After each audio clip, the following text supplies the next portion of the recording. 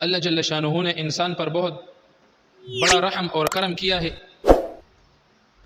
کہ اس کو اپنا محبوب بنایا، اور اللہ رب العزت نے انسان کو اپنے نزدیک لانے کے لیے، اپنے بندے کی بخشش کے لیے، اس کو قریب لانے کے لیے اللہ نے ایسا قانون بنایا کہ اس کا بندہ مسلمان جو بھی چھوٹا عمل کرتا ہے اللہ جل شانہ اس کو قابل قبول کر دیتا ہے۔ اللہ کی رحم کا تقاضا یہ ہے کہ ہم لوگ سب کو پتہ ہے کہ ادھر دائیں طرف بھی ایک فرشتہ بیٹھا ہے، ادھر بائیں طرف بھی ایک فرشتہ بیٹھا ہے، دائیں طرف والا نیکی لکھتا ہے، بائیں طرف والی برائی لکھتی ہے۔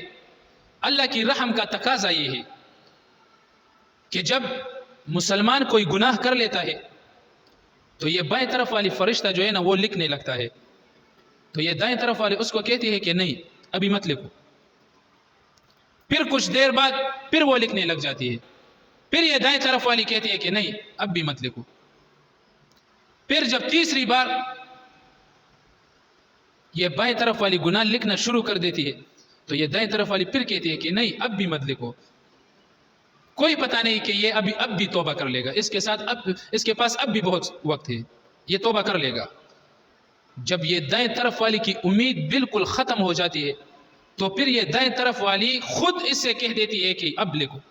یہ اللہ کے نزدیک اتنا مبغوض ترین انسان بن گیا، یہ اتنا بدترین انسان بن گیا کہ اللہ جل شانہ نے اس کو اتنا طویل وقت دیا ہے۔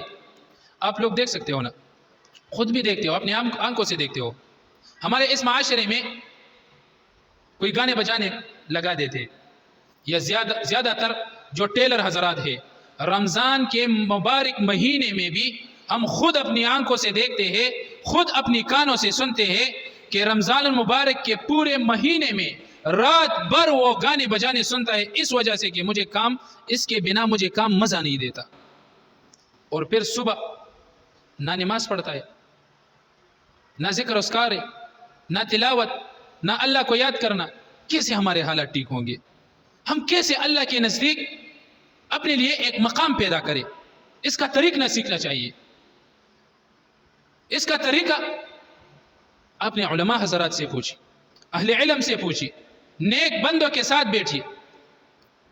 ایک صحابی نے نبی علیہ السلام سے پوچھا کہ یا رسول اللہ، کہ کوئی انسان کسی بزرگ انسان سے محبت کرتا ہے، لیکن یہ جو محبت کرنے والا ہے یہ اس حد درجہ تک نہیں جا سکتا، یا اس کا اتنا حد درجہ نہیں ہے کہ یہ بزرگ جتنا عبادت کرتا ہے یہ اسی کی طرح عبادت کرے۔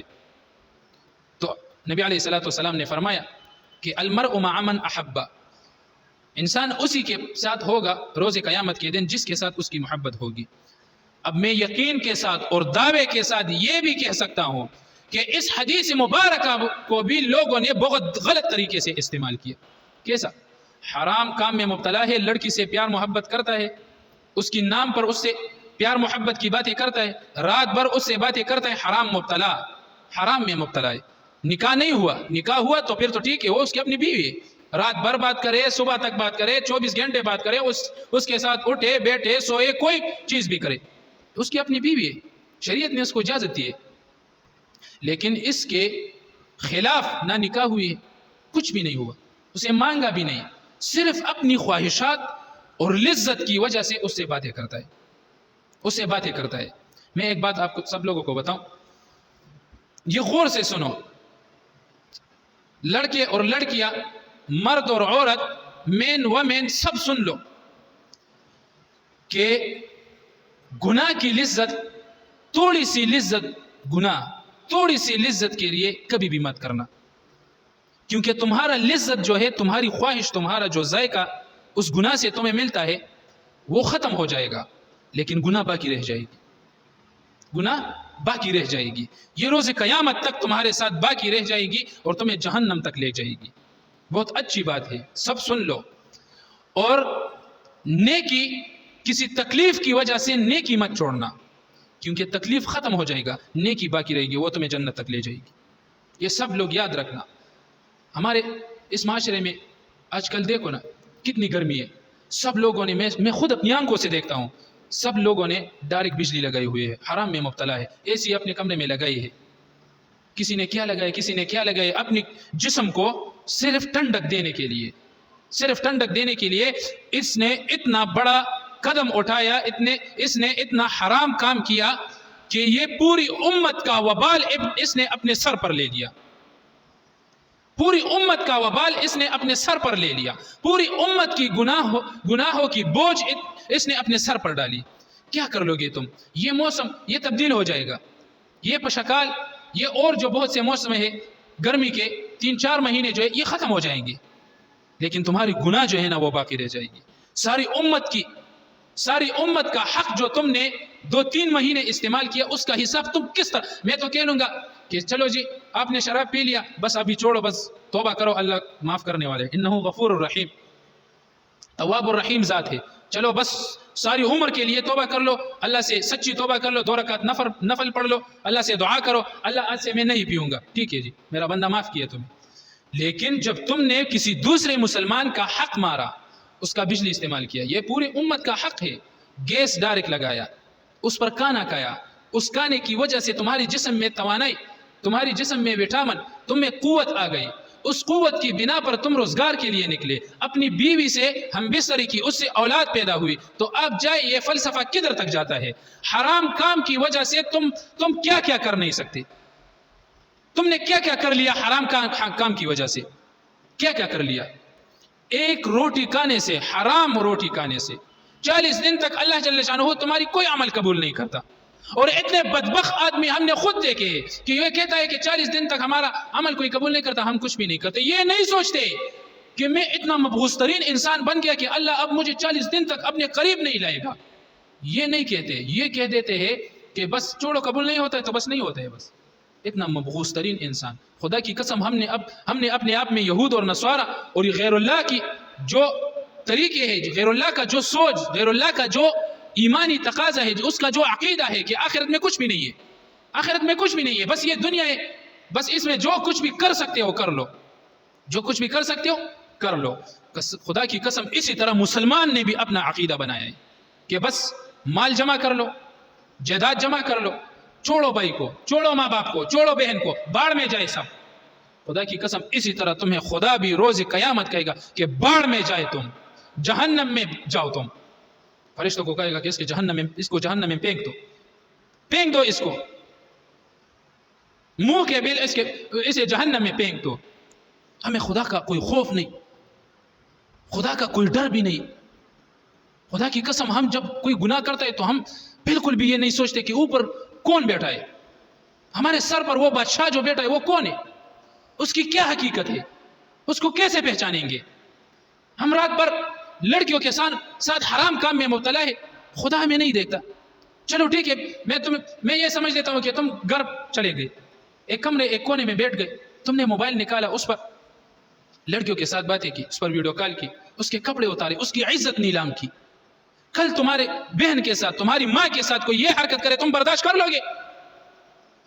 اس وقت تو تم پھر کہتے ہو کہ میں پختون ہوں۔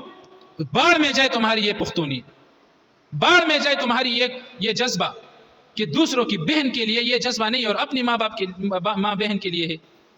دوسروں کو اپنی ماں بہن سمجھ کر تمہاری ماں بہن کو لوگ اپنا ماں بہن سمجھیں گے۔ اگر دوسروں کی عزت لوٹو گے، خدا کی قسم تمہاری عزت لوٹے گی۔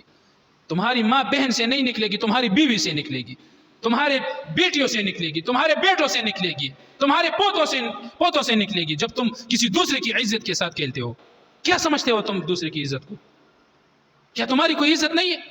کیا تمہارا کوئی مقام نہیں؟ چلو میں مانتا ہوں تم دنیا میں کچھ بھی نہیں ہو، تمہارا کچھ بھی نہیں ہے اس دنیا میں، آخرت میں تو کوئی مقام ہوگا نا، اس مقام کا کیا کرو گے؟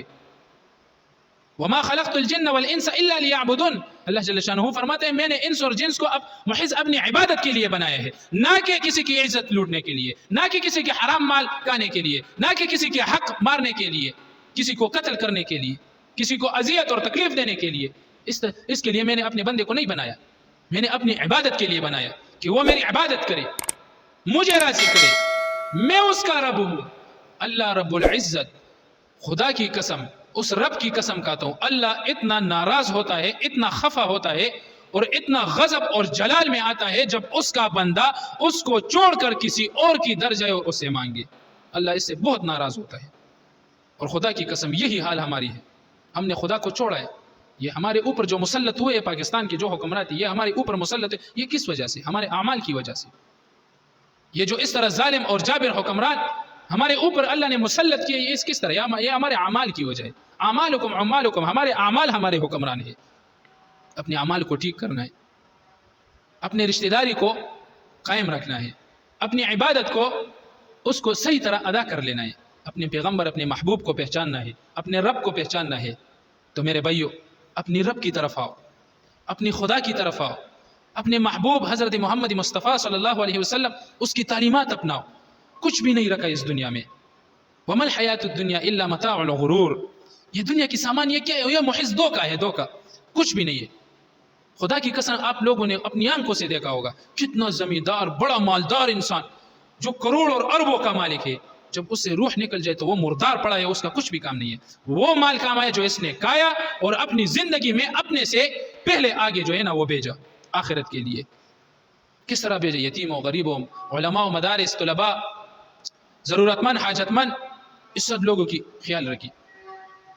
اللہ نے اس کو مال دیا ہے، اس میں اپنے مسلمان بھائیوں کا حق ادا کر لیتا ہے. یہ اپنے آپ سے آگے جو ہے نا آخرت کے لیے یہ تحفہ بھیجنا ہے، بس یہی مال کام آیا.